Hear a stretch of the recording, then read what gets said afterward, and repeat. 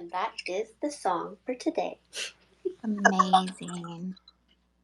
Such a perfect lyric for kind of these weird times that are happening right now, and knowing that everyone's going to get through this.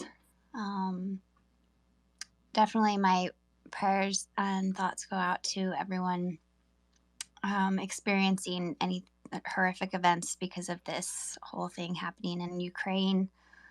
And I do want to keep the awareness that, like, you know, there's things like this going on all over the place in our world, and it's really is heartbreaking.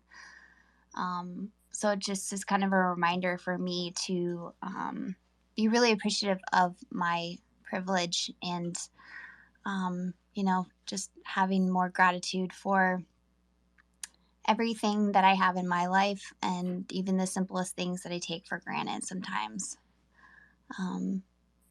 So yeah, I think that it's a good time to reflect on that. And I've heard a few messages in some spaces today that was encouraging me in that way as well. So I just wanted to pass that along. I think Matthew got rugged, but he's back. Hello. Are you back? Oh, yes, I'm back, and I've landed. And my connected to Wi-Fi. My kid is safe. I'm connected to Wi-Fi. I'm ready to roll. Nice. Awesome. What is happening? What is happening? That's a good question. What is happening? It just feels like we were just getting to the other side of like this pandemic. Like masks are coming off in Southern California. People are like, there's talks of kids. And now they're waking up to this threat of nuclear violence and people being murdered for no reason. And it's like, as a parent, it's just as anyone, it's just brutal. But then as a parent, you know, these kids are just getting brutalized. I mean, my kid today my 13-year-old started asking questions about a will and how wills work and what happens if mom dies and dad doesn't die. It's like, you know, all that curiosity is natural, but it's just being advanced by these traumatic situations that we're living in. It's bananas. It's horrible. Yeah, absolutely. And I feel like as parents, we don't really have this like guidebook to like help us understand how to communicate all of these things, and how much is too much. And so how do you attack that? Like, what do you? How old do you have kids?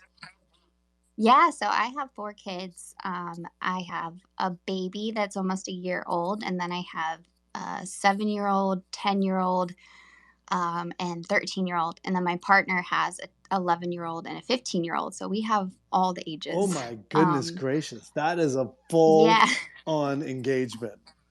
That's a television show. That is like a TV show for sure. It really is. 8 is enough.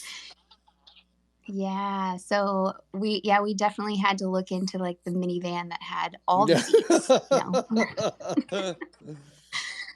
But yeah, I mean, it's like you get to kind of experience with one, like the oldest, you know, and then if you mess it up with that one, then you kind of get better and do it better for the next one. You know? Yeah, I mean, look, I try to clearly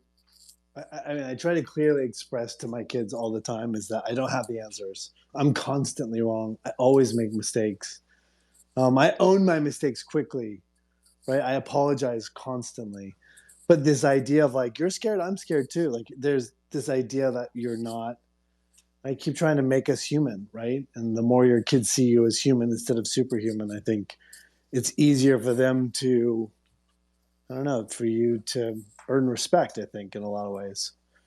Which at the end of the day is, you know, you want love and respect. You want your kids to love and respect you in an organic and healthy way. And, you know, and the idea that you don't have all the answers is sometimes scary, but at the same time, it's human, and you're just trying to express your humanity to them, I think. Oh, yeah. I 100% agree with that. And I think that for my partner and I, like, you know, we were raised kind of similarly, and our parents didn't tell us a lot of things, and they were certain topics were inappropriate and things like that, you know. And so I think it is really important to be open with your kids, and that includes like when you may have made a mistake, for sure. I think that immediately, like, even when something as little as like raising your voice and losing your temper about something, coming to them and being like, hey, like, this is how I was feeling. I'm sorry that I got upset like that. And definitely the humanizing quality is like, I think they respect that, and they feel like deeper connection with you when you give them that. That's what I mean. Let's hope, right? I've Yeah. bet all of my humanity on raising these three great kids, and that's our approach. Our approach is, look, I have no problem with anger. I have no problem with sadness. I have no problem with people losing their temper. Yeah. But that, you can express to me all the anger you have. I get it. I will receive it. But then sometimes it comes Yeah. back. Yeah. But what's our objective today? Like, what do you want? I mean, you reached out, like, hey, let's have a conversation. And I'm like, great. I am all in. I sort of have fallen in love with spaces over the last 10 days. Only 10 days? Yeah. Well, I've only, we launched Midnight Movie Club, which is how we became connected. It's like maybe 6 weeks now. And so for the first 3 weeks, I mean, we didn't even have Twitter. I mean, our Twitter was like, I think we had like 20 people on it. I think that we've had the conversation about my Twitter experience has not been great, because for me, tweeting something out about NFTs had a huge backlash. And so we just discontinued Twitter altogether from my platform. And so space for me was like, we started with SVS, I think, back in the middle of January. And that was it. I think we've probably done, I don't know, I've probably only done 9 now, but I'm sort of falling in love with them. I'm falling in love with Discord. I'm falling in love with the community. NFTs, like, I'm not a huge collector, but I'm a huge believer in this space and sort of what I'm finding in the space for me in my life. So yeah. Yeah, that's awesome. I'm just curious. I want to go down a path with you and kind of get to know your story and things like that, and go a little bit into like mental health and all of that. But I am curious of, like you said, you have a platform and you have tried to communicate like your interests and your path in NFTs now. What do you think? Yes, there's a lot of backlash. When do you think that's going to kind of fizzle out and people are going to kind of recognize the benefit of NFTs? Yeah, it's a great question. I mean, look, somebody asked. I was having a conversation today with my accountants, and they're like, "When do you think that the world will sort of?" Because we're trying to figure out how to, we're going to mint. What happens to money? We're going to make movies. Like, how do we go from token, we go to NFT to Ethereum, from Ethereum to fiat? Like, how do we go back and forth? So I was having all these conversations about it. They had the question of like, when do you think it's going to, that people will understand it? And I said, well, I think in the next 2 or 3 years, when you go to not even 2 years. I mean, I think in the next year to the next 16 months, you're going to be buying concert tickets with NFTs. You're going to be, albums with performers and artists are going to be NFTs. Like, I think soon enough, the artists will lead the way into the mass adoption of NFTs, I believe. And then I think the governments will. I mean, I think that passports and driver's license and mortgages, like all these things will start to live on the blockchain because it's just way more efficient. And it's like when people got fax machines, like, this is incredible. It can never be. This is the most amazing advancement ever. And now you look at fax machines, like, that's completely absurd. And the idea that all loan papers are done on paper and they live somewhere in a bank, I mean, it's just all crazy. So I think my answer to that is, I think that once people start seeing the value, right? I mean, right now what's happening a lot of the space is that you're buying a very expensive piece of art that lives online, and there's not a lot of direct value except for the collector, right? There's somebody who loves that and who's getting, pleasure out of collecting. But it's when you add value to the NFT that people are going to be like, oh, that's cool. I want that. I mean, Midnight Movie Club, not to shill, but our whole thing is like, how can we add value to people's lives? How can we add value to the creative process? And that's sort of our North Star. Like, how do we build something for everyone else? And I think that once, if you're that kid, we had this conversation last week. I think it was during the cooking thing. It was like the guy from Egypt was like, I cannot believe I'm talking to you.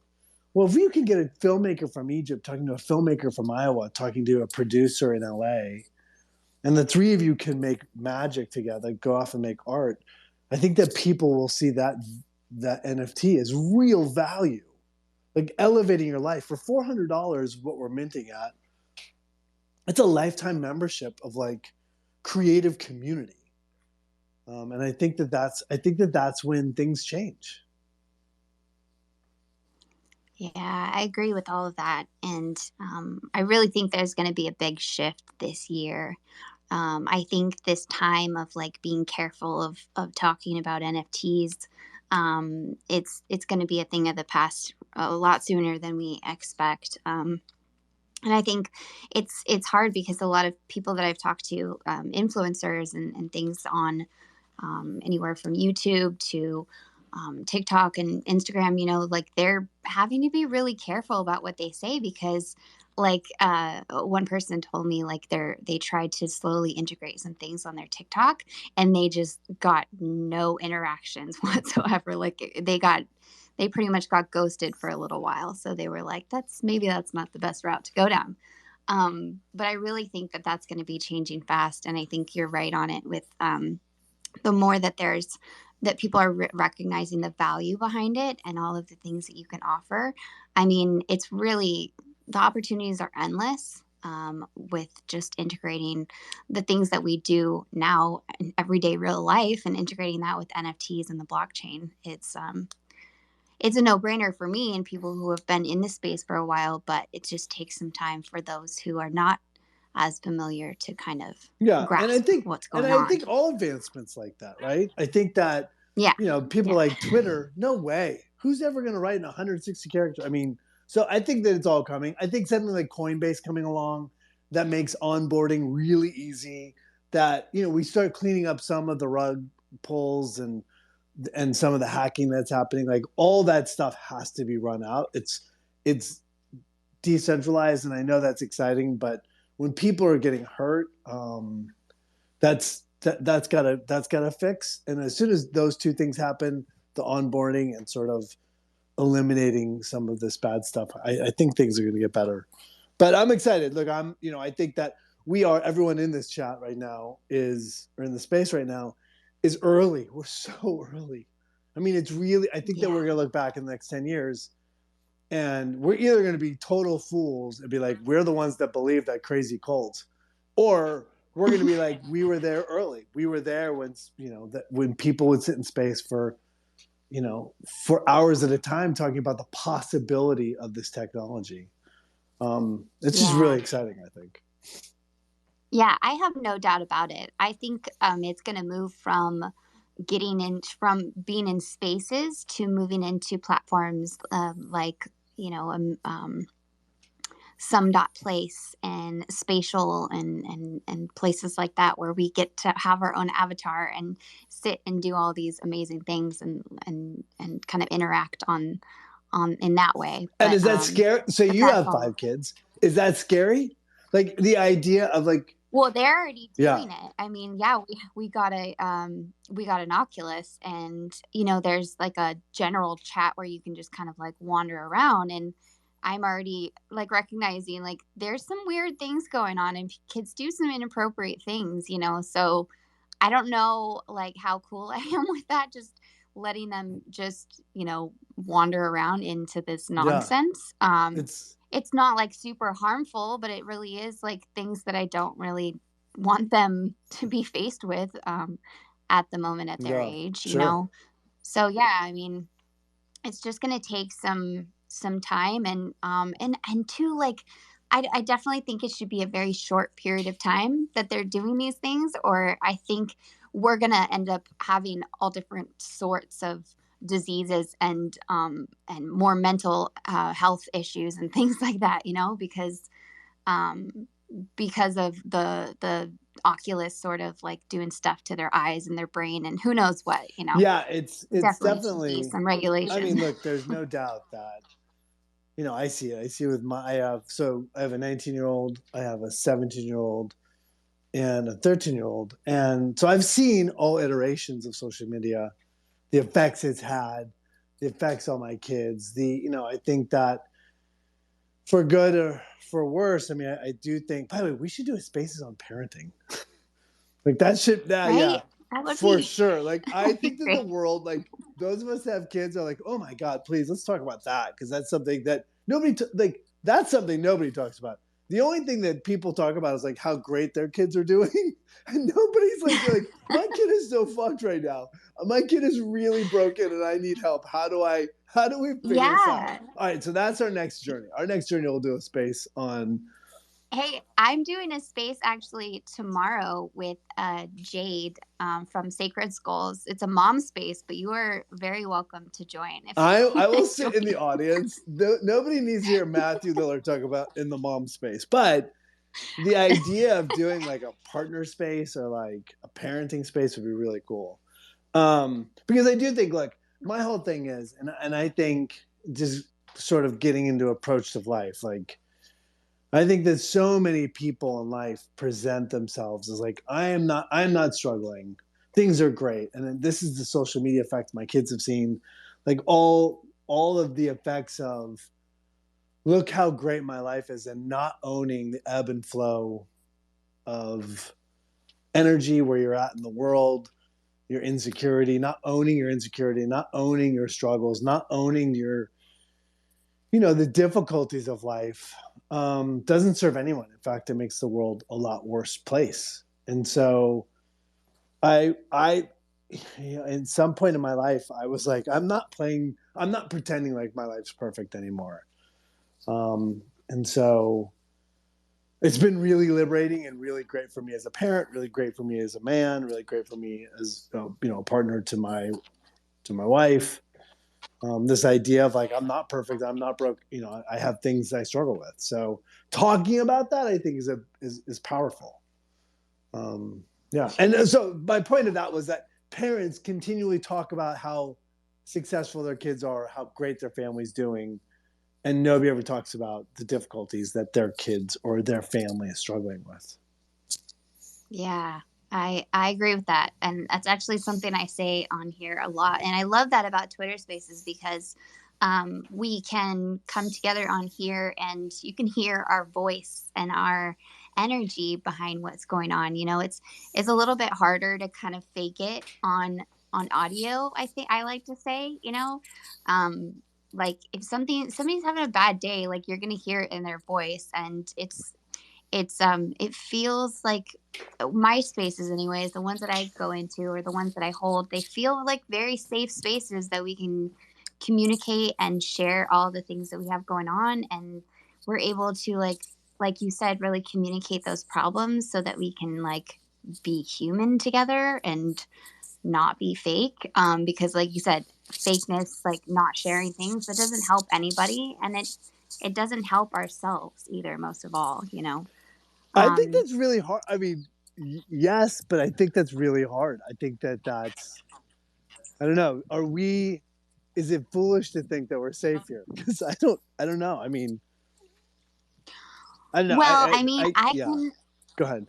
I can understand from your perspective.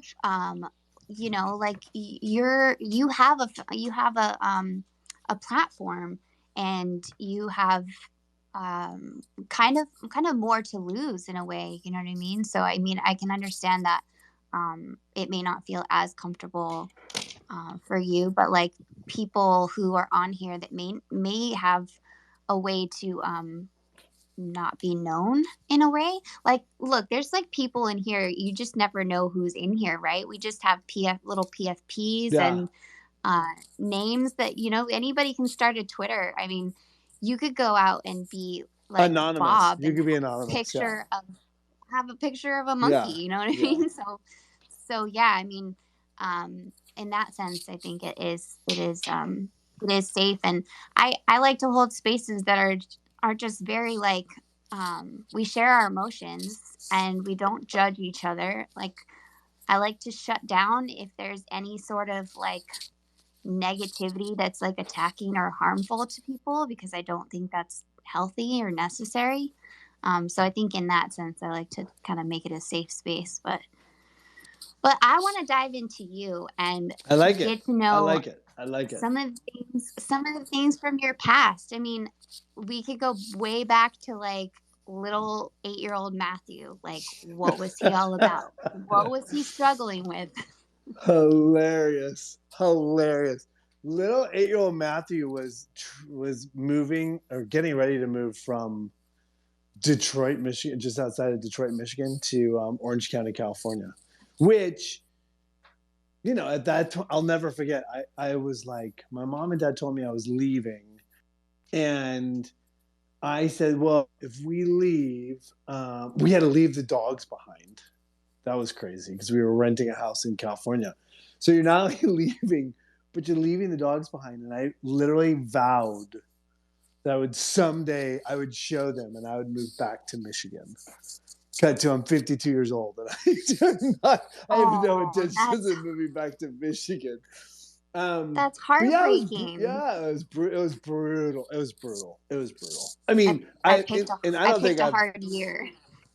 Yeah, I don't think it's so funny. I don't think I have thought about that moment in like probably 20 years. But yeah, I moved to Orange County. My mom and dad started their own company, and I was like, I have a younger sister, and together we like entered into this weird world of Orange County, and I think that my mom and dad, in the struggle to this is like 1980. Fast forward to 10, and my mom and dad were starting their own company.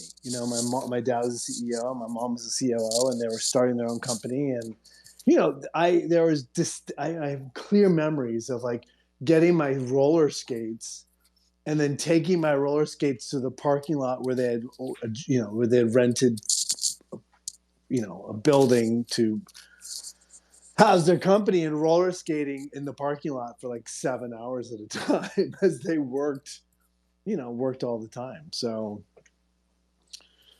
which is crazy because like that led to like this whole world of like my imagination, and G.I. Joe, Star Wars came out.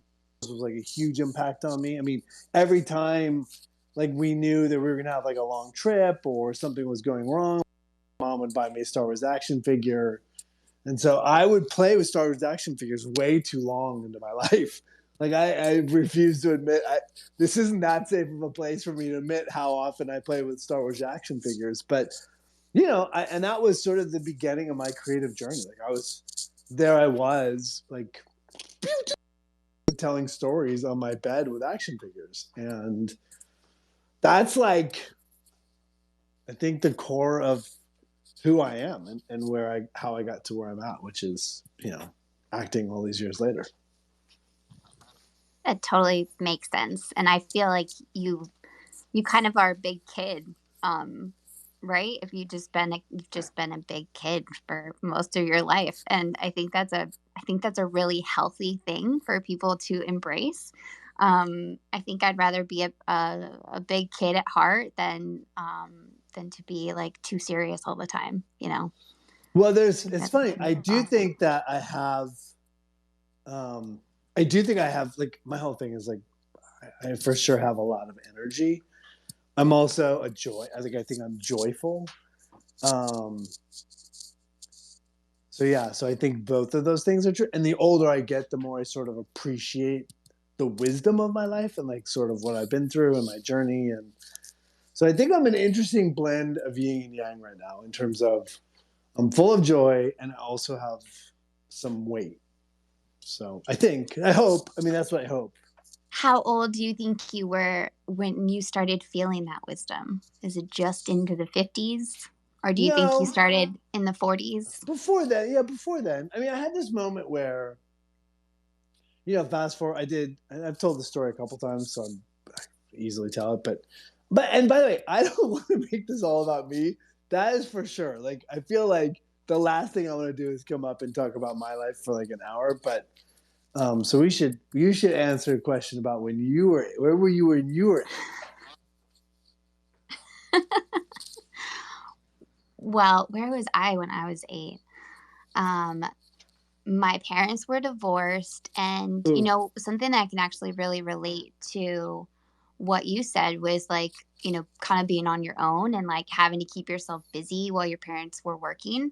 My parents were, my dad, I didn't see him too often, but my mom and my stepdad were in real estate. So they own their own company, and it was just like working all the time. I was the very last person to get picked up most of the time, sure, past the time of pickup and things like that, sure, for after school care. And so I totally can relate to that feeling of like, being alone and like not, it kind of makes you mature, I think, faster. I mean, it did for me.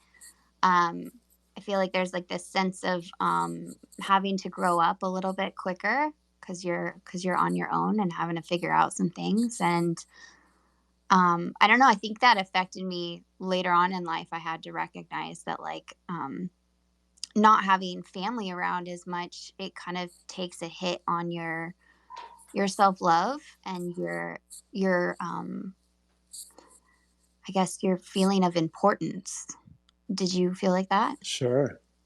Where were you in? Where were you? Are you an only child? Are you the youngest child?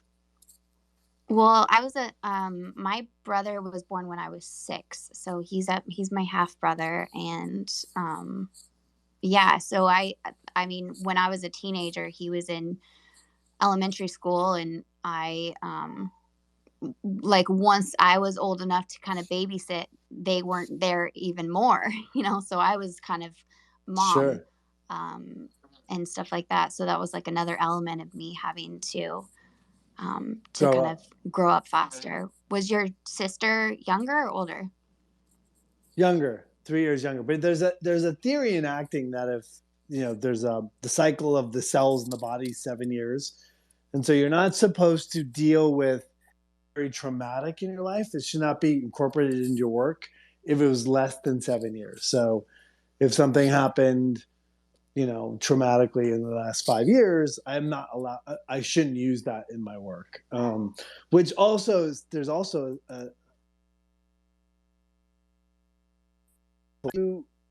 if your sibling is younger or older than you by 7 years, then you are in essence an only child. Because that's how you sort of like, as you're growing up, they're more of an adult figure than a sibling. So anyways, it's interesting. Yeah, that makes Well, I sense. was first born. Yeah, it's just interesting little tidbit of acting knowledge. So I was the oldest on both sides. My mom had 5 sisters. There were 6 sisters altogether, and then my dad was the oldest of 3, and so I was the firstborn on both sides. So, in a big way, I was a big deal because I was the firstborn. So I have a really weird relationship with that because I was, in a lot of ways, celebrated a lot more than all my cousins because I was just the firstborn. My grandfather passed away really early, but I still have very clear memories of him. I think some of my other cousins do too. My sister does, but because he had 6 girls and I was his firstborn boy, in the 1970s, and he was obviously much older. So in that sort of old world style, he was he loved me. So I don't know. I was surrounded by love in a lot of ways. But then, look, my mom and dad, when coming to California, transplanted out, sort of like lost. My mom and dad were both very heavy people. They were both obese. And so within that, they had horrible eating habits their whole life coming from the Midwest and passed those on to me. And like, they started a business. It doesn't mean it was hugely successful. And so they Sorry, I was just getting a text. So they, from Charles, by the way, he was like, parenting spaces, let's do it. Are you guys there? Yeah, that's awesome. Charles is Okay, also okay. a parent, so he would love a Yes. space like that for sure. Okay, good. But the idea of like them both passing on these horrible eating habits, like I was raised on fast food. So it's just the way it was. It was they didn't have a lot of money, they had no time, and so I would eat McDonald's 4 or 5 times a week. And so within that, I also, as I was getting older, like 13, 14, 15, like I was eating poorly, and so I ended up an obese teenager. So, not only are you now transplanted, you're also like, latchkey kid. I was also eating horribly and had horrible sort of body image and, really sort of miserable childhood. And then on top of it, 8th grade, I was tested for learning differences. So I had a learning disability when I was in 8th. I couldn't read. I couldn't hear something and process it. I could only read something, so I could read at a really high level. But if you were teaching me math, it was sort of impossible for me to get that. So in 8th grade, I was testing at a reading level in college, and then doing math in like first and second grade level. And so I then went into high school in like, in classes that were special ed classes, which on top of that, like, so now you're like special ed classes, you're overweight, you're sort of, an odd fish in a big pond. And it was brutal. It was a brutal experience. And that's when I found acting. So the only thing I was ever good at was acting at like that age. And it's amazing what happens to a kid when they are finally acknowledged by some adult along the way that says, oh, wow, that you're good. You should do that. You should do, the play next season, or you should audition for this, or like all of a sudden, like I won actor of the year all 4 years in high school, which is not a huge accomplishment. But when like all of a sudden they're throwing you a banquet at the end of every year and your mom and dad are invited and like you're sitting there and you're winning an award, it's that kind of affirmation, it's that kind of positive force that see it, because all of a sudden they can see it in themselves, right? And that's the special sauce of life, the idea of seeing people for their gifts. And if you're talking to a kid that's lost, or talking to a kid that's broken, or trying to find their way through or fight for their own lives, the ability to see them can change life. Yeah, that's incredible. I love that you said that. As seeing them for their gifts. I'm curious, just from my my own self. I'm curious if you were more of a serious actor as a child or a comedic actor. It's a good question. So funny. I don't think I've ever had a conversation about my childhood acting career. Look, the idea, here's what the truth of the matter is like I was never really a great actor as a kid, but I was charming as shit. Like as a kid, look, when you're an obese kid and you're trying to find your way through and you're lost, you are either going to be funny or you're going to get your ass kicked. Right? That was the reality in 82, is that you were like finding your way through. And like, if you can make kids laugh, that you'll be invited back and not be chased around the playground, which was happening. That was happening. Like, that's not an exaggeration. Like, kids were running around the playground and beating the crap out of other kids. And I was never fast. I was going to get caught. I was going to get caught and I was going to get my ass kicked. So, yeah, so I was funny. I was charming. I was always serious. As an actor, like I took it really seriously. I took acting really seriously, but was I off doing, was I off doing like serious parts? No, I was usually cast as like, the comic, the comedic relief as a kid. And then that translated. But the funny thing is, I've never really done a lot of comedies. I mean, Senseless is a comedy. Like, that's an out and out comedy. Scooby Doo's obviously a comedy, but it's like a kids movie. It's a weird adaptation of like a cartoon character that people know. But I was never really like, people were like, why are you on a sitcom or something? I was like, I'm not really that. When faced with people who are really funny, here's the funny thing. Like, Dax Shepard and Seth Green are two of the funniest men I've ever met. We did Without a Pal together. And the entire time we were together, they would crack everyone up, and I would quietly sit there and laugh. I mean, I would sit there and laugh with them. But when you get around people that are really funny like that, like, I shut up. It's very strange. I get very quiet. So that's interesting. And kind of ties me into my next question. Like, No, I've wait. heard you on another. I get no question for question. No. So what were you? What? No. I am not talking the whole time about me. Who's running this show? We are running the show. We are a team. We are a gosh dang team. If I have to be asked a question to get an answer, that's fine. I'll take it. There you go. What were you good at high school? What was I good at? Yeah. I mean, so I went to a little tiny private Christian school, and I mean, I was like a cute little blonde white girl. And I didn't want to be. I wanted to be the tomboy, but it's not what I looked like. So I was like always wanting to do all the sports and things, but I don't know. I did worship band, so I sang, and then I really liked kind of being in charge of like the yearbook stuff, and I was good at geometry, but not algebra. And I liked English. What did you take? I don't know. What did you take pride in?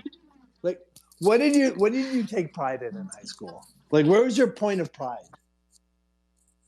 Singing?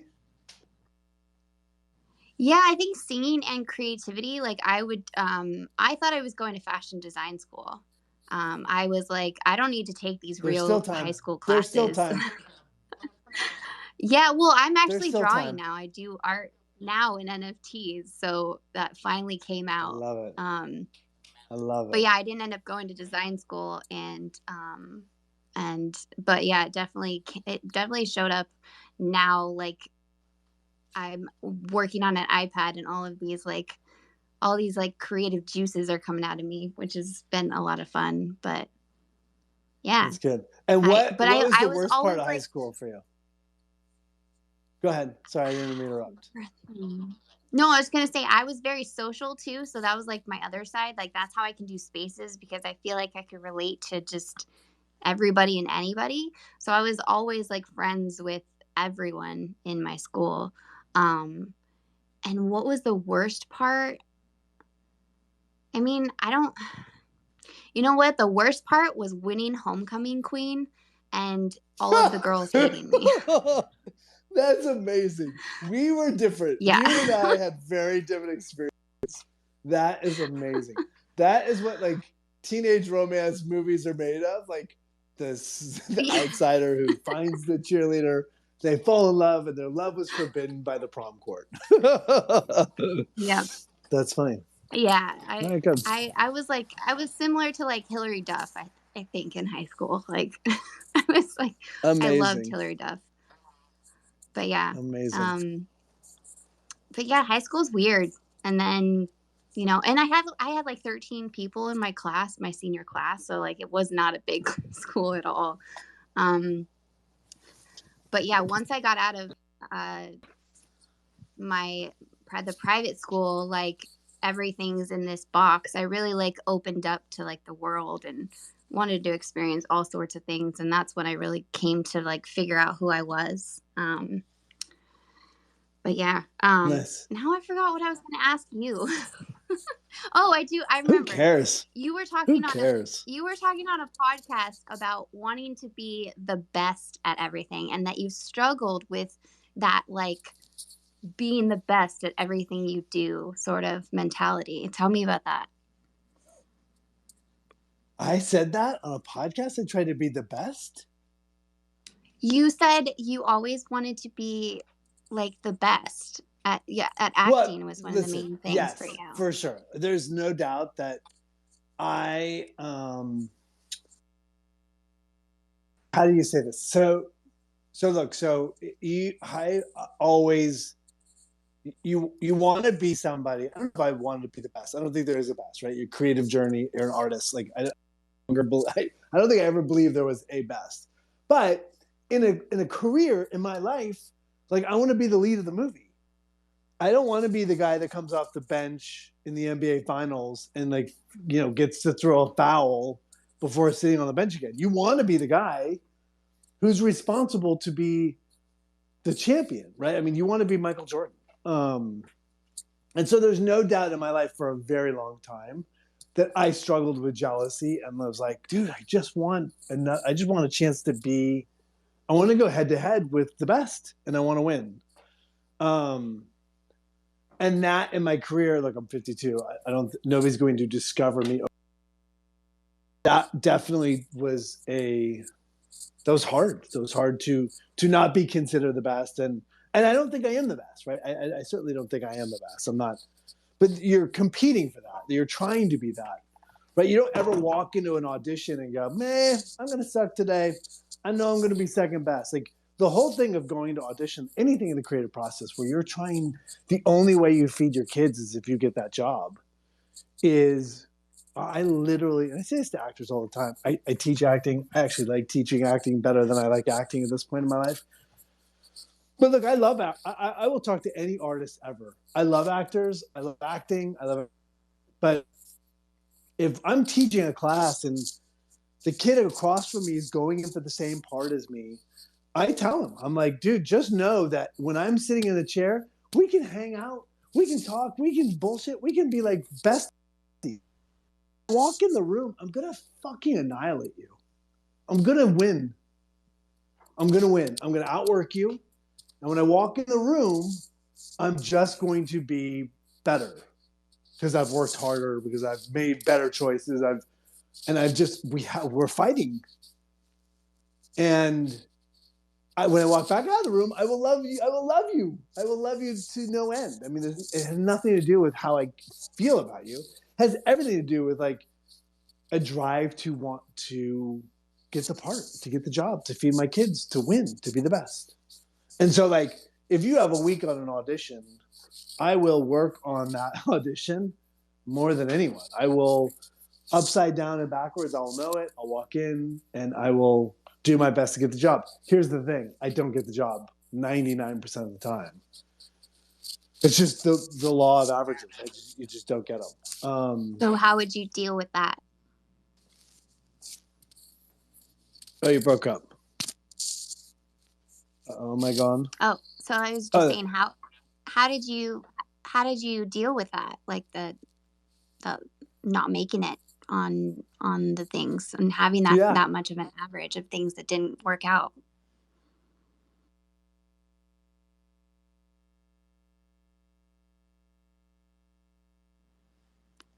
I think you might is he getting rugged or is it just me? No, I think he's getting rugged. Oh no. Are you guys there? Yeah. Can you hear us now? Oh, sorry. Yeah, sorry. The thing they haven't figured out is the phone call in the middle of the spaces. Oh, yeah. Yeah. Sorry about that. I put my phone on sleep mode. That's good. Oh, you're so much smarter than me. I just turned off the wireless. Okay. So that's my superpower. You can punch me in the face and I will fall down and I will get back up. I lose all the time. There are lots of times in my life it hurts. There's lots of times in my life I'm like, oh my God, that's really bad. And you end up falling back in love with it again. That's the thing that kills actors. It's when you go in and go in and go in and you can't fall back in love with it because you had your heart broken so many times. Which is a superpower of mine, and also like one of those things that my wife's like, "Why don't you care more?" I'm like, "I care," but my son, when my son played soccer at a high level, he would literally come off of like the state championships and they lost, and he he'd be bummed for like 10 minutes, and then he'd be like, hey, let's go get McDonald's. Like, but not McDonald's, but he's like, let's go get ice cream. Like, he was happy. And I think it goes back to my disposition. I think I'm a happy person, and so it helps me go through it quicker. The other thing, and here's the truth of the matter. The truth of the matter is the reason I can rebound is because when I walk in the room, I am doing what I think is the best job I can do. I literally go and I'm like, here's my choice. What I can bring into this room is me. What nobody else in the world can do is me. So I'm going to give you my take the best I can. And if you're not into it, that's cool. That just means you see it a different way.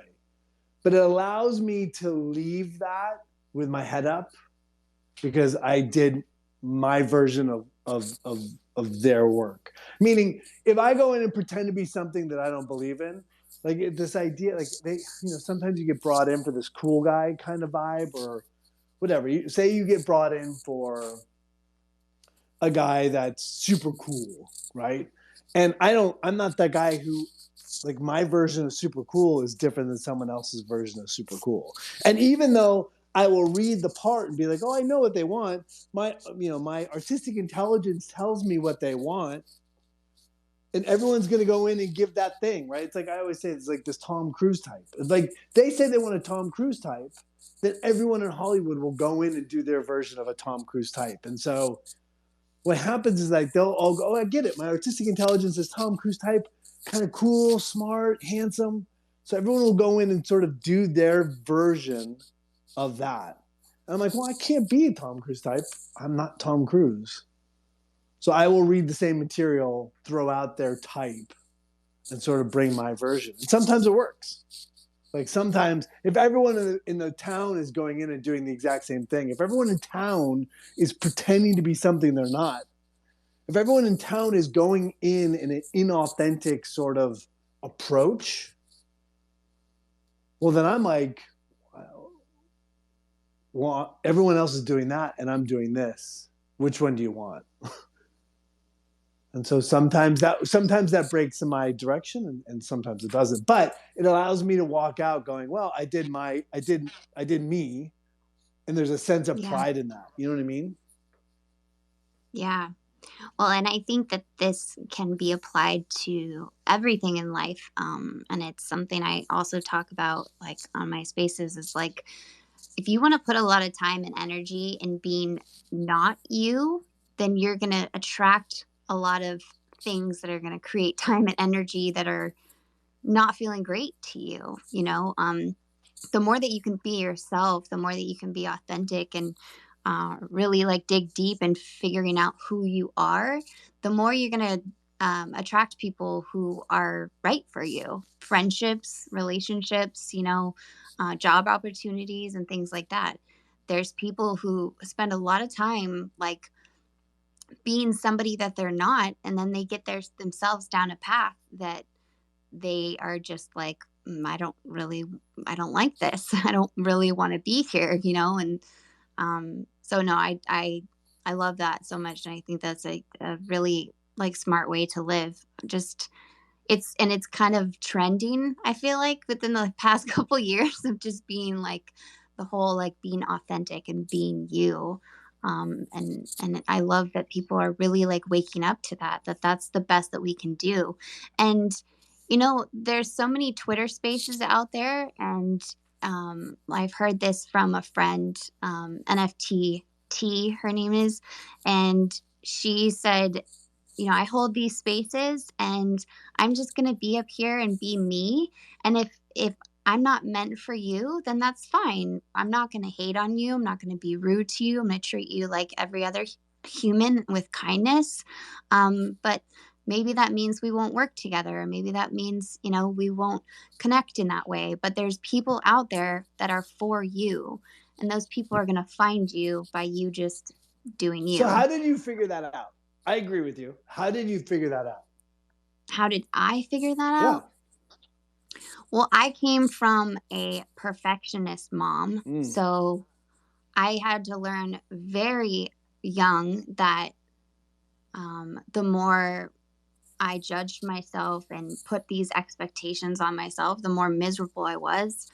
So I struggled with anxiety and depression my whole life. Um, and I really, it's really once I started kind of down my spiritual journey of, yoga and things like that, just really doing a lot of inner work and recognizing that like, I need to figure out who I am and not stop trying to like be what everybody else thinks I should be or be what I think I should be, like really trying to understand like who I am, what I'm all about, and really accepting the things about me that like sometimes we can't control, you know, like I also have ADHD.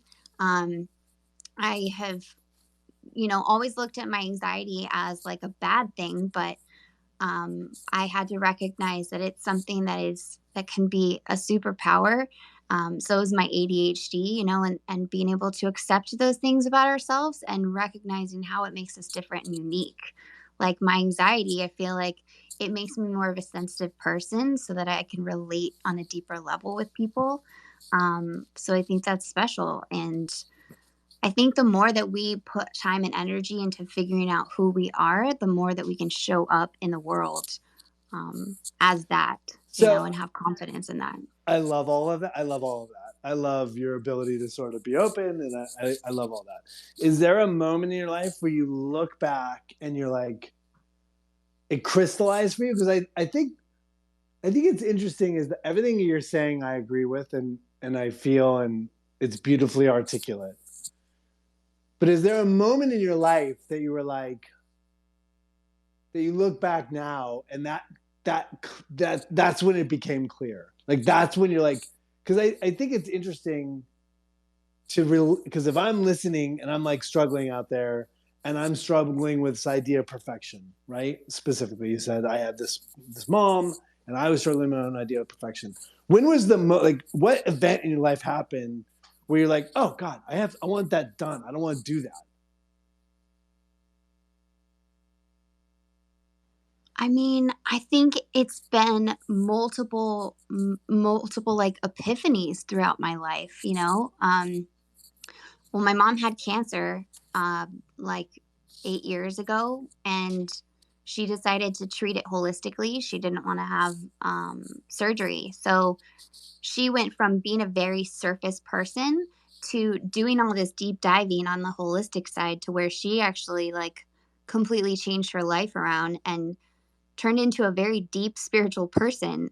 So that was kind of a big shifting point for me because I dove into that. I dove into my own self healing and growth and all of that. So that was like, you know, 8 years, and I've had like epiphany after epiphany sort of thing, like over the past 8 years. That's good. And I will say this, like one of my biggest moments of like recognizing who I am has really been coming into the NFT space and being able to share my voice. And I've done all this work on myself. I've done all this self-help, all the spiritual stuff. And then I'm finally to a point where I get a platform to use it and to share it with people. And it's just been since like September, October that I've started down this journey, and it's been so well received. And I've finally found the community and girlfriends and, you know, just connections, just really deep, amazing connections in this space. And it's all been because of Twitter Spaces and the NFT community. So I went from being a single mom and feeling like I had zero social life to being somebody who now has like a large following and a ton of friends and support and love behind me. So it's good. I love it. Been awesome. I love it. Yeah. Okay, good. So what about you? What has it been like for you? Was there like, do you know of a specific moment that you were like kind of like had a big shift? It's a good question. So I have a big, like, from what to what? That's my question. So I think that, where's my shift? I think my shift happened.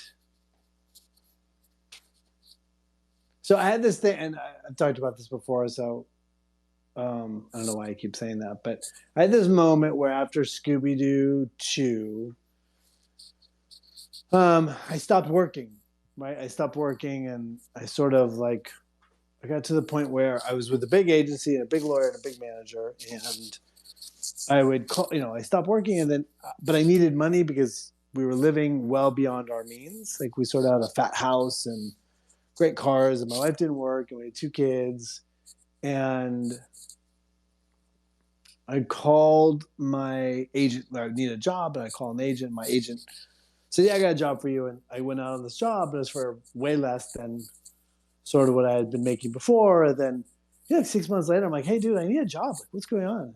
He would call, and I'd get another job, and it'd be way less than it was, the first time I took that job. And I started to realize that, and I would call my agent and manager constantly. I'd call like at before lunch.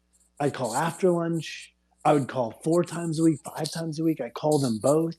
They'd be like, "Yeah, we submitted you for this thing." I'd call like 3 times. So what was the response? Because I had nothing.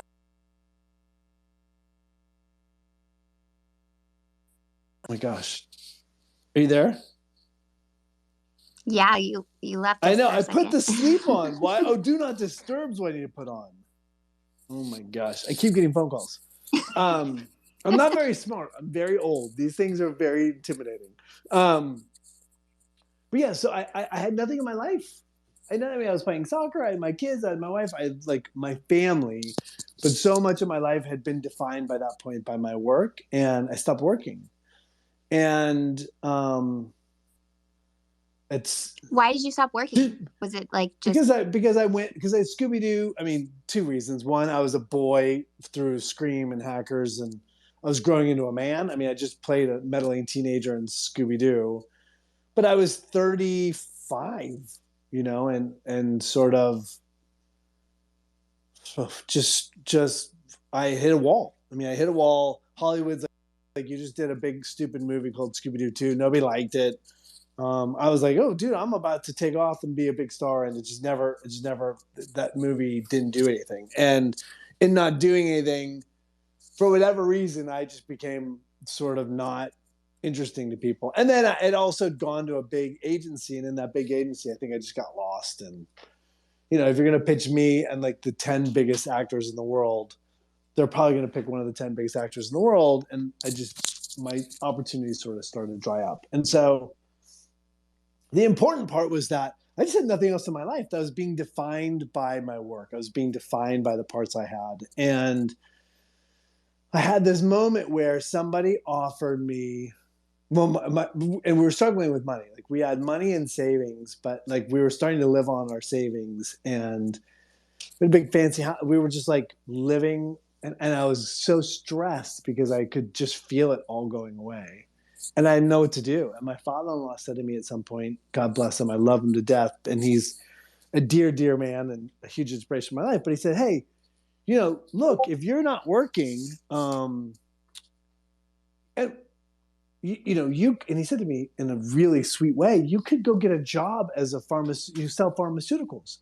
You're super charming. You would go and you would kill it in pharmaceuticals."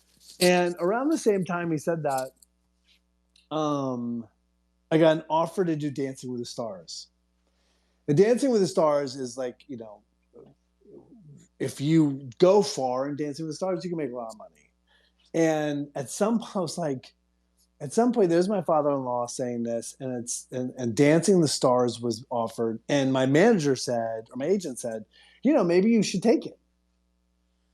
And the reality was, I'd come to a place in my life that if I had taken Dancing with the Stars, I knew I was never going to win an Academy Award. I knew I was never going to be a brilliant actor, that I would then only be considered a celebrity, and that I was as far away from my dream of being considered an incredible actor as I would ever be. Like, I had a dream coming up that I was going to win a Tony, an Oscar, and an Emmy. And that, as stupid as that sounds to me now at 52, that's what I said. That's what I believed. I'm like, I'm going to win all 3. And so at some point I realized that I was deeply considering taking Dancing with the Stars to make money. And I was like, oh, God, I'm so far away from the man I want to be. They're so far away from what I was dreaming about. And so I said to my wife, I was like, we have to change our lives. And she's fucking an amazing woman. And we've been together now for 22 years. And she's like, yeah, oh yeah, okay, let's do it. What do you want to do? So I fired my manager, my agent, and my lawyer in 3 consecutive phone calls, crying hysterically the whole time. We sold our house. We sold our cars. And we restructured our lives. We basically took the money we made on the house. We pretty much bought the house we're in now. And we built our lives to be, no matter what happens, that we can continue, we can continue living a life as me as an artist. It's in that moment, because I was like, at some point I had to say to my kids, my kids were like, why are we moving? And they were young at the time. And I was like, because we can't afford the house anymore. And mom's going back to work, and we're going to change our lives. And so there's this power and truth to my kids that to this day is still, I think, a pivotal moment in their lives, because they're like, oh, we're changing our lives because we can't make it, right? We're changing our lives because dad doesn't make enough money. And then mom's going back to work, because that's what you do. You work when you're down, and we stay together, and there's no ego about it. And so within that, look, my whole thing, I know I'm blithering. Sorry. Are you still there? Am I talking to myself? No, I'm still here. Okay. Okay, good. No, I was like, really... oh my God, I bored everyone to sleep. And I don't look at my phone in these things. So if anyone's out there, please. Is there like only 2 people left? Everyone else is left. Oh my God. It's just you and me. Anyways, we still have a full room. This is really interesting. I'm enjoying it. Sorry, I'm talking too much. But at the end of the day, look, it was super powerful, and we changed our lives. And I went back and I started teaching acting, because here's the deal: Heather's gonna work. I'm gonna start teaching, and that's how we're gonna get by. And it's in that sort of moment, and I went back and I got my first agent I ever had. And I started rebuilding my life. I started rebuilding my career. I started building my pride, my craft, my journey as a teacher, my journey as an artist. And so it's within that journey where you're like, oh, I don't want to be a celebrity. I never wanted to be a celebrity. I just wanted to be an actor. And it's like taking that power back redefined my life in a really monumental way. If that makes sense. That's really incredible. Yeah, I think that's huge to make that big of a shift too, after everything that you have achieved, and I just think that's really amazing. You talk about your wife and how she's just been a great supporter of yours, and was just like, yeah, let's do it. Whatever we have to do. I think that's what a good partnership is all about. Being able to be flexible and just go with the flow. You got to do what you got to do. Yeah, and it's also good to be nowhere. Yeah, it's yin and yang, right? It's sometimes she needs to kick me in the ass, right? Sometimes I and that's the thing, is we are a good balance. I'm a dreamer, and she's very pragmatic, and so together we're a good balance. Yeah. What do you do for her? What do you bring for her? You think the energy? Well, what do you bring for your partner? Before I answer, what do you bring for your partner? Because you're on your second partner now, right? Yeah. So, there's been a couple, but yeah, I'm. Sure, I get that. It happens. I've been married once and divorced, and now my partner I'm with now, we're engaged, and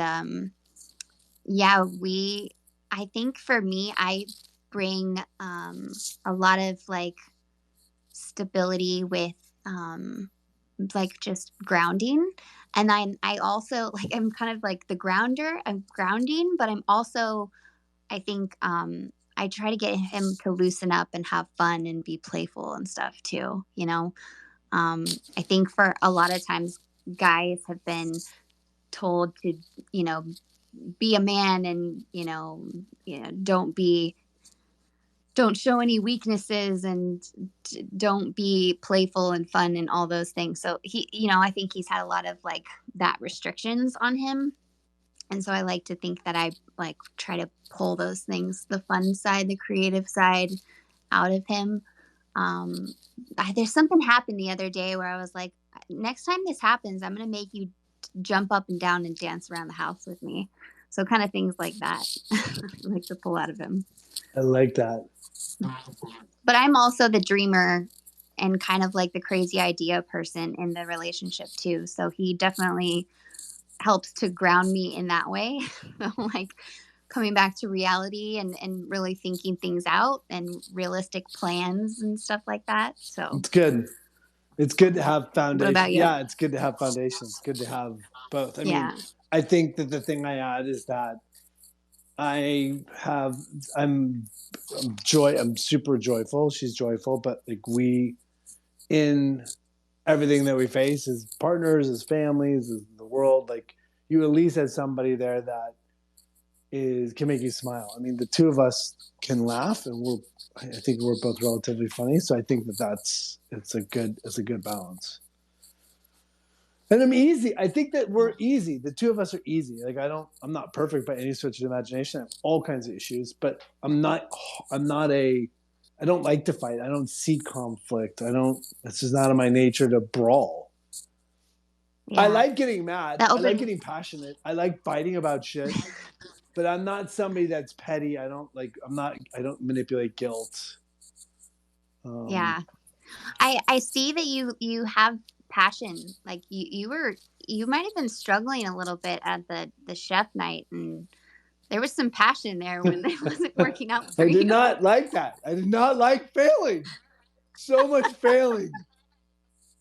That was super fun. I do love this community. The Alpha Girl community is really special. I don't have a lot of them. I mean, we have ours, Midnight Movie Club, which I love. And we'll jump into stuff. We're doing all kinds of Midnight Movie Clubs, doing all kinds of stuff with all kinds of spaces and really great communities, really great partnerships. But there's something about that Alpha Girl Club, bro. Yeah, it's good. It's a lot of fun.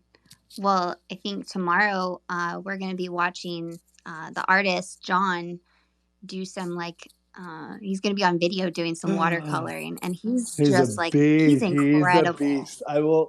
I can't say it out loud, but every time I see, and I've said it before, the Alpha Girl art is like sick. I think it's every time I am in a space and I see an Alpha Girl, I stop and it takes my breath away. I think it's magical. And I don't know if that's because like my first time I came into NFTs, it's like one of the very first places I landed. I landed at SBS, which has been amazing. And then you guys, and the combination of the two, it's like your first love. Yeah, definitely. Well, I can definitely say that I feel very badass behind mine because she's got, fiery hair and tattoos and the bright pink. I just feel like that pops everywhere I go. Fierce. It's fierce. It is fierce. It helps me feel more fierce. But yeah, I was curious if you are open to having people up to ask questions to continue our conversation. Yeah, can I just say this though? I do want to say, especially because I think our title is something about mental health. I'm super clear that I am not a mental health expert. If somebody's out there struggling with something, in the name of God, please go find somebody. I will say that my best man at my wedding, my best friend growing up, took his own life in October. He's 52 years old, has a kid, has a family, and in the middle of life, he's like finished. And so if anyone's out there struggling, if anyone is looking for help, please seek help, because there's a gazillion people that love you. So I just have to say that because, in this space, like some.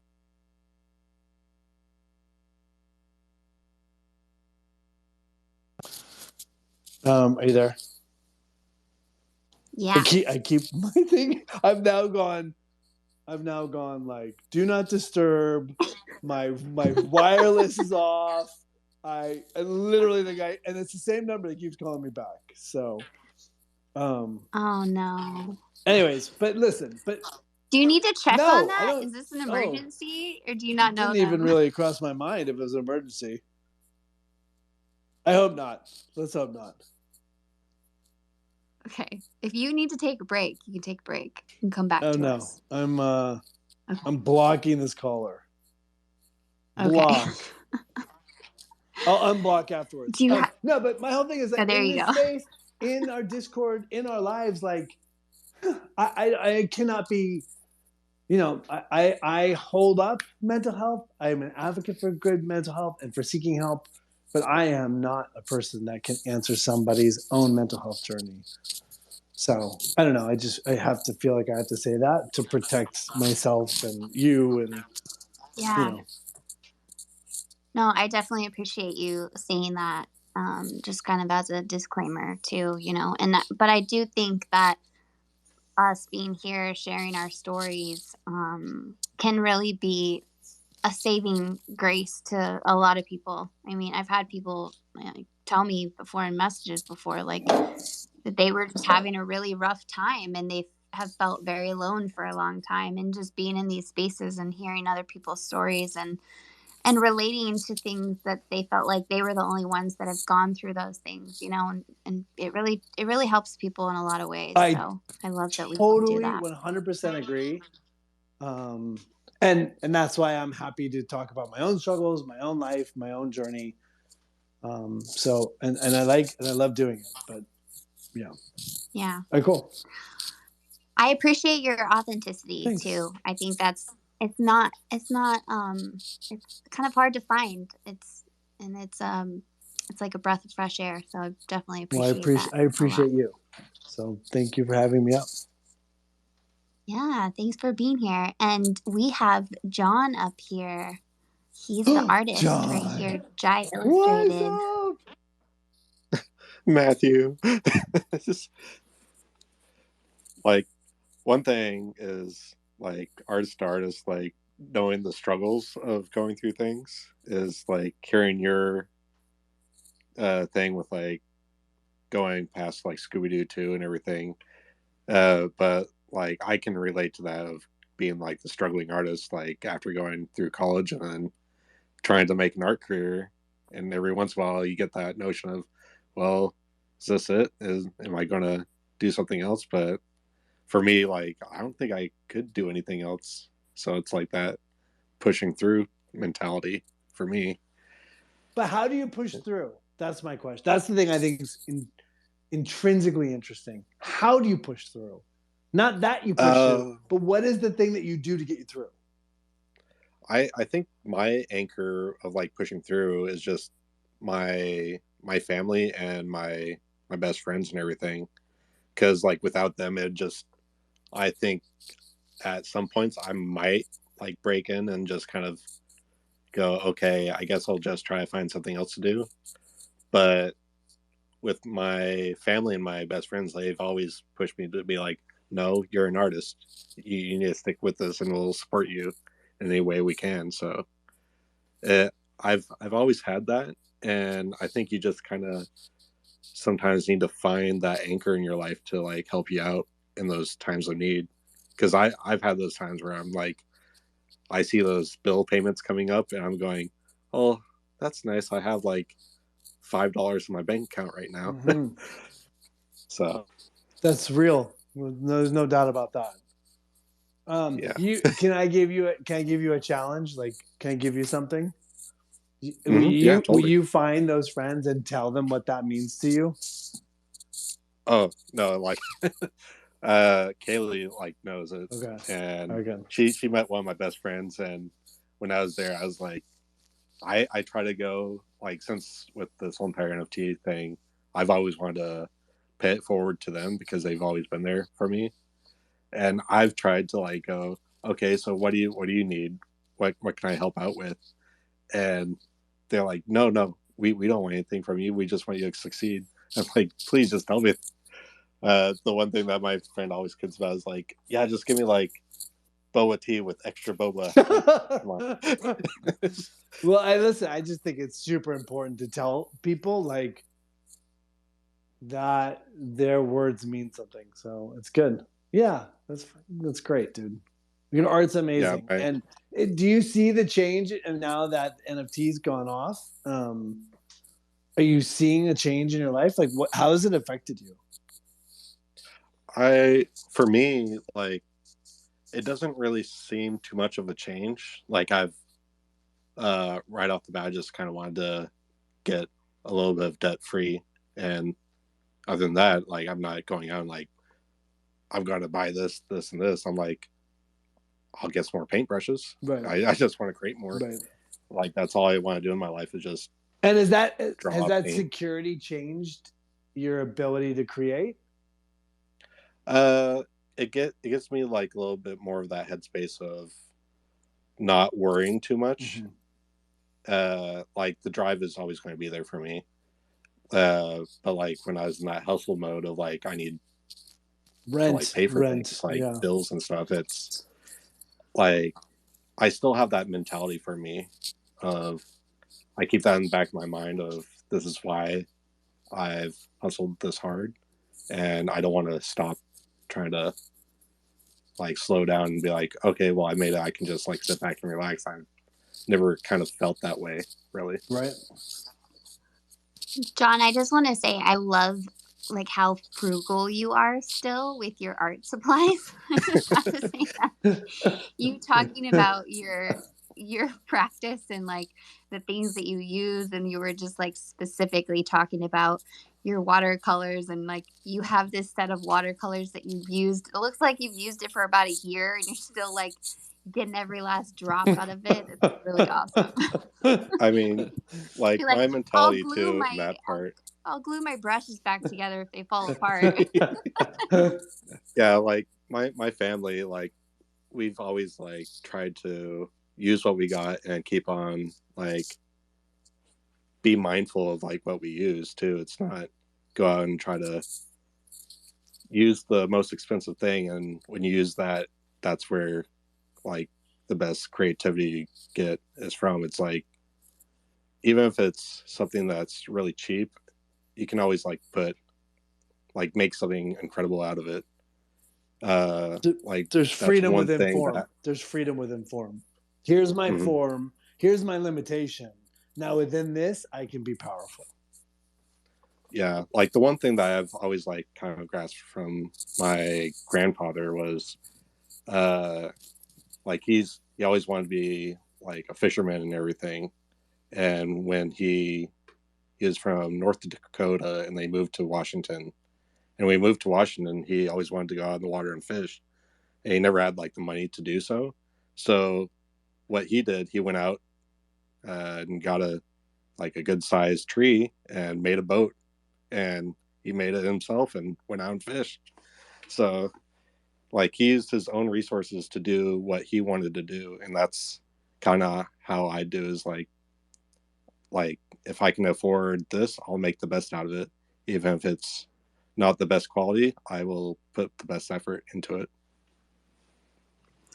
I really think that's awesome. And I think it's kind of a rare way of thinking nowadays. But I mean, I can relate to this. My grandfather was an artist and always just tinkering with things and finding random things to turn into art. And that was one of his things was wood. He would pick out a piece of wood and just see something in it and then slowly carve away at it and turning it into, an animal or a person in some way. But he saw the face before it was even like formed. And he keeps some of it like natural and some of it, just was like slowly whittled away. But I love that, just being able to use any sort of resources, and it's something that we definitely have to kind of keep that old way of thinking, like to bring that to our kids and help them to understand a little bit more about being creative and resourceful.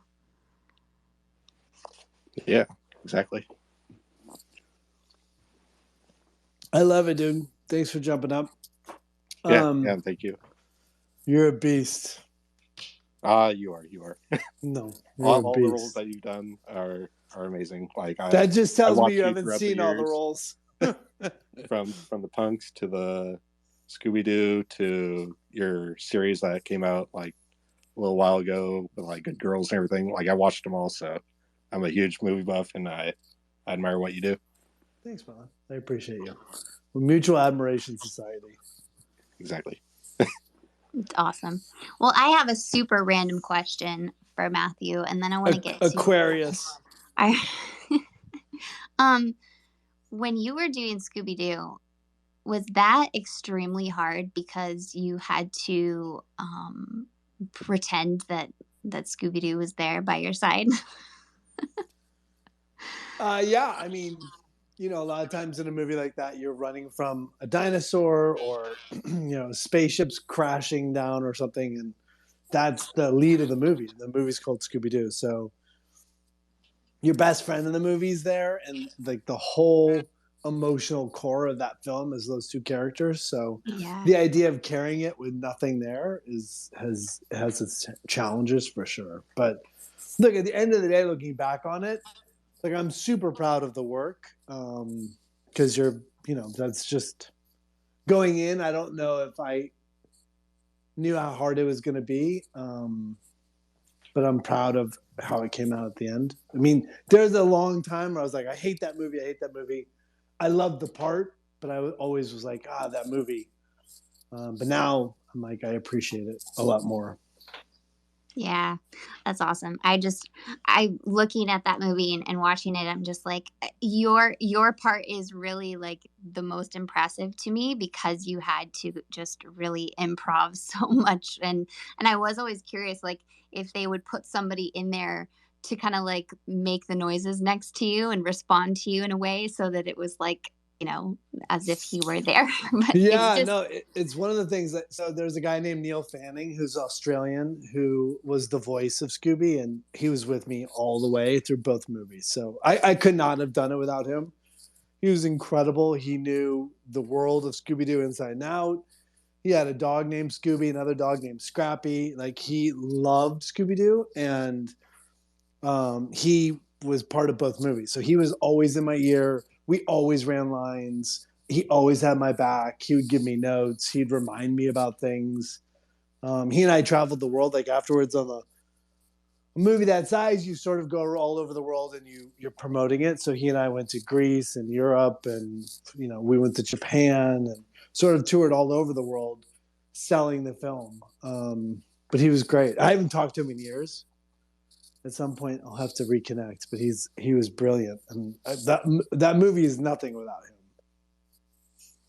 That's incredible. Well, I definitely appreciate that, hearing that, because always curious about things happening behind the scenes and stuff like that. But I know our friend Dan here has been waiting. Do you have a question, Dan? How's it going?